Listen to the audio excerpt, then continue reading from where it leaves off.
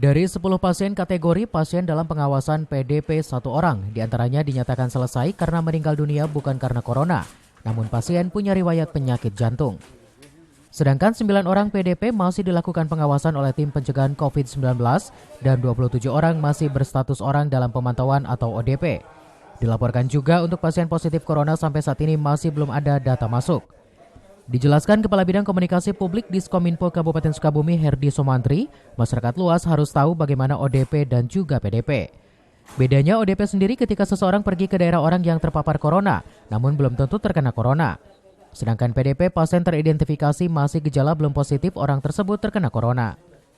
18 Maret 2020 sampai dengan jam 12.00 bahwa diinformasikan pertama orang dalam pengawasan itu total jumlahnya 10, namun sudah selesai dalam pengawasan itu 1 orang dan masih dalam pengawasan ada 9 orang.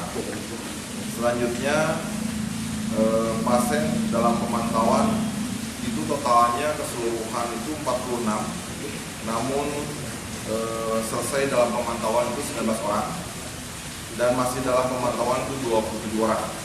Nah, ini perlu dipahami juga bahwa terkait dengan suspek di Kabupaten Sukabumi itu masih nihil, jadi belum terdapat suspek itu. Jadi kemarin ada yang keluar masuk, ada yang juga sudah selesai dalam pemantauan dan pengawasan.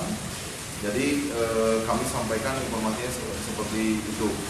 Terkait dengan itu jumlahnya nanti akan kami sampaikan press release ini, namun secara garis besar adalah sampai dengan saat ini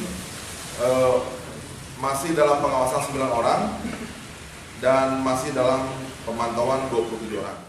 Sementara Kasih Pencegahan dan Penanggulangan Penyakit Menular Dinas Kesehatan Sukabumi Surjanto mengatakan, secara spesifik untuk PDP dari 9 orang, 1 pasien diantaranya balita.